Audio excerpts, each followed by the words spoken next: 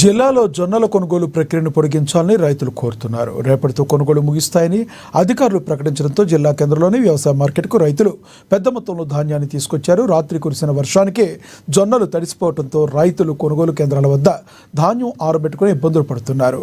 తేమ శాతం తగ్గేందుకు జొన్నలు పూర్తిగా ఆరాల్సి ఉండడంతో ప్రభుత్వం జొన్నల కొనుగోలు తేదీని పొడిగించాలని వారు కోరుతున్నారు.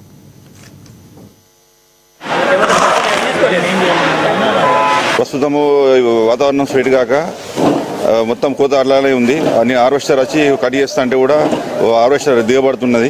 ఇక్కడనేమో 31 డేట్ పెట్టి లాస్ట్ డేట్ పెట్టిండ్రు. లేవు ఈ 31 అంటే ఏం చేయాలి? పొన్నారి మాకు ల్యాండ్ తరోడ శివారంలో ఉంది.